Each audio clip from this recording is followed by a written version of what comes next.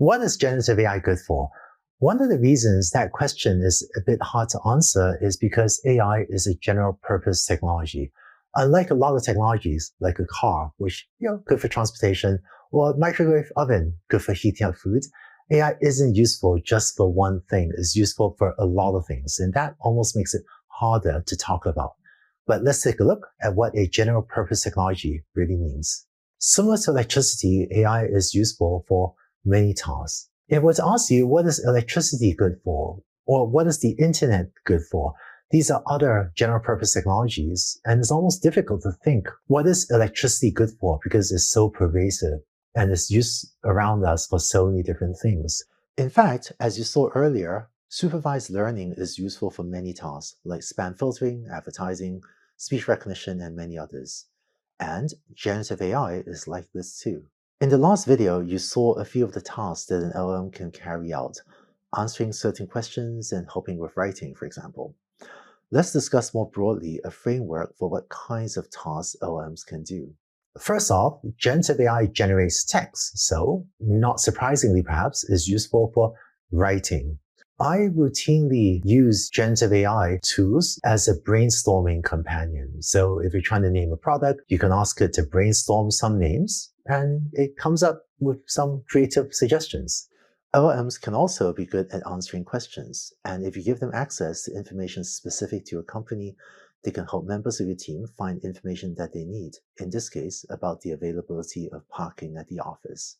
In addition to writing, generative AI is also good for what I'm going to call reading tasks, where you're going to give it a relatively long piece of information and have it generate a short output. For example, if you run an online shopping e-commerce company and you get a lot of different customer emails, generative AI can read the customer emails and help you very quickly figure out, is this email a complaint or not, which can be used for helping to route complaints to the appropriate department to be handled quickly. So given, I love my new llama t-shirt, the fabric is so soft.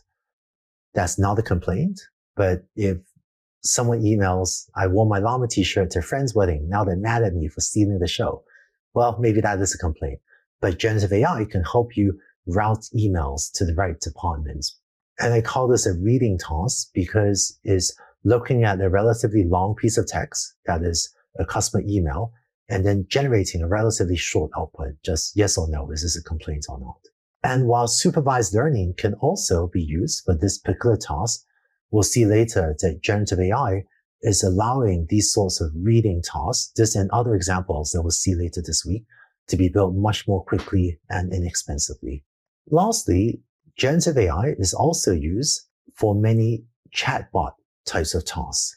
Whereas ChatGPT and Bard and Bing Chat are general purpose chatbots, generative AI technology, large language models, is also enabling many special purpose chatbots to be built. In this example, here's what a chatbot might be like for taking online orders, where a user can say, I'd like a cheeseburger for delivery, and the chatbot acknowledges and puts the order through for the user.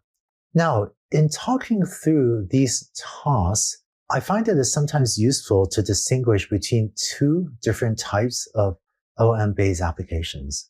One is examples like this brainstorming one, where it'd be quite natural for you to type a prompt like this into ChatGPT or Bard or Bing Chat or one of the other free or paid large language models on the internet and get a result back. So I'm going to call an application like this a web interface-based application. In contrast, in the example of recognizing if an email is a customer complaint, this fits more into a company's email routing workflow, and it doesn't really make sense for anyone to cut and paste customer emails one at a time into a web interface to get back answers as to which ones are actually complaint emails. So this is an example of an LLM that would make sense when it's built into a larger software automation that in this case helps with the company's automated email routing. So I'm going to call this a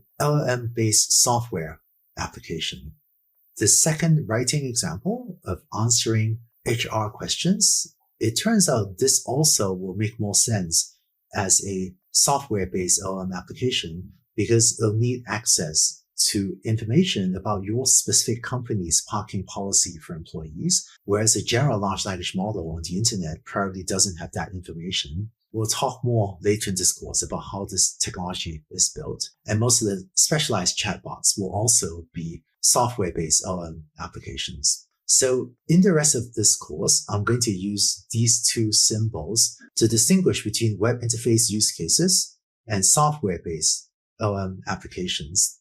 And for many people, it may be easier to get started with some of the web interface use cases because you can just go to a website like ChatGPT or Bard or Bing and type in a prompt and get a result back. But I think both the web interface-based applications and the software-based LLM applications are important and will be very useful for individuals and for companies. I found that the framework of writing, reading, and chatting as a useful way to think about the many different tasks that an LLM, a large language model, can do. In the next 3 videos, we'll dive more deeply into many different examples of writing, reading, and chatting tasks. And I hope that you find some of them potentially useful for your own work. So I look forward to seeing you in the next video where we'll talk more about writing. And until then, I look forward to enjoying my burger.